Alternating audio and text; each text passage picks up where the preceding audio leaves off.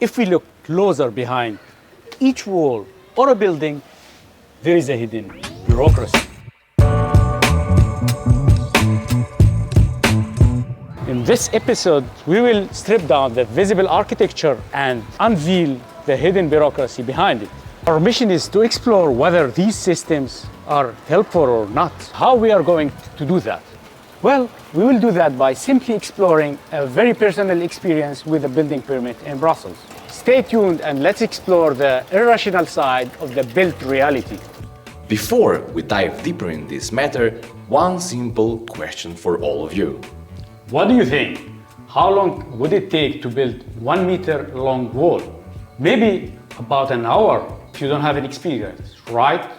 But what if we tell you that if you want to build this 1 meter long wall, it might take you up to 1 year to get the building permit? Exactly, 1 year for a single wall. Well, let us tell you the story about a wall and bureaucracy, based on real experience. The story goes like this. A regular day in our little architecture office. All of a sudden, we received a call. Hello, we would like actually to legally split our basement by building a simple wall inside. Do you think that a building permit is required? Sure, we just need to provide an easy access to the both parts of the basement and make sure that the future wall will be fire resistant. However, for any case, we will contact the urban planning services in order to clarify this. Great, thank you. And of course, as always, the first step for us is to confirm the situation with the urban planning department. Hello there. The client would like to split the basement in 2 chambers. Is that possible? Well, actually, yes, as long as there are 2 decent access points and the splitting wall is fire resistant. Excellent. That is what we have told the client too. But wait, you have also to submit a plan for the ground floor. Why? Because the main accesses for the basement start from the ground floor, and it's very necessary to analyze your dossier. Okay, I see, no problem. And it all seemed easy peasy. Next step was to call the client and fix an appointment in order to make an initial documentation and collect the measurements from the site. Hey there, the building services gave a green light, but we will have to document the ground floor too. The ground floor? Well, actually, we are splitting the basement only. Yes, but unfortunately they would like to have insights of the ground floor due to the access points. Okay. In fact, the ground floor is commercial and we have to figure out a day when you can make the visit. Okay, no problem, take your time and please just let us know whenever it's possible. Suddenly, the process started to get a bit complicated, and the agreement of call us whenever it's possible turned into... After full 4 weeks, we have finally received an answer. Hey, what about Saturday for a site visit? Oh, well, that would be great! After finishing the plans, we have sent only one set of drawings to the urban planning department in order to confirm that the design is in accordance with expectations. 2 weeks later, we have received a call from the urban planning department. Hi, we are actually calling from the urban planning department in Brussels City concerning your project. Sure, how can I help you? Well, the plans look good, but we just see that the building is located in a UNESCO protected zone in Brussels city center. So it would be very nice to keep a digitalized documentation of all buildings around in our archive. So it would be nice if you can provide us actually with a detailed plan for the front facade and a section if it's possible. Yes, we understand, but we find it a bit strange. That's not part of our mission and it will cost the clients more money. Actually, it's a UNESCO zone protected and we have to follow the rules. At this moment, it felt like this little project started to get more complicated than expected. Even though the urban planning services could have informed us earlier about the UNESCO requirements, we felt like we were doing an extra job for nothing. All of a sudden, the project got expanded for no realistic reason, from drawing a simple wall to documentation of a whole building. We understand that the town wants to take advantage of this process and make detailed documentation, but sorry, it is not our business. Nevertheless, now comes the fun part. We have to inform the client for the extra charges. Extra charges! Client's worst enemy. Hey, hi there! The urban planning services have asked us to draw the whole building because it's part of the UNESCO protected zone. And now we'll have to ask you for extra charges. Yes, but this is all about building one wall in the basement. Yes, we understand your position, but that's what they have asked for. Let me think about it.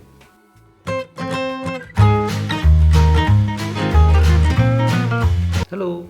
Yeah, actually, it's fine. Let's do it. While we were finishing the building permit application, we have informed the client that he will have to come and sign the documents.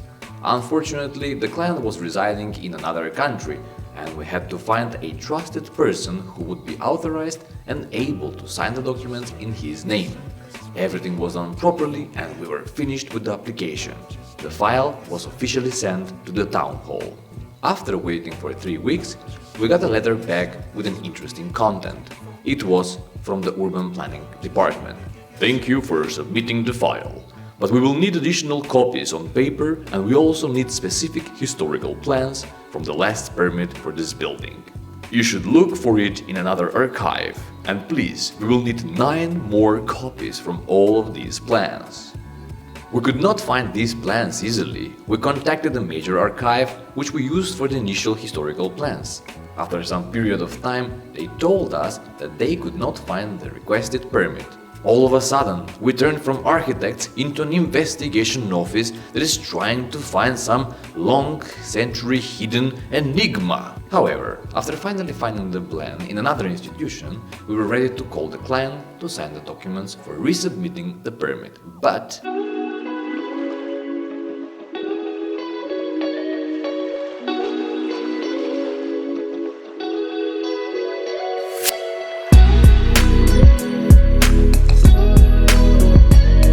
after the great summer vacation, we have finally reached the client so that he can come and sign the documents.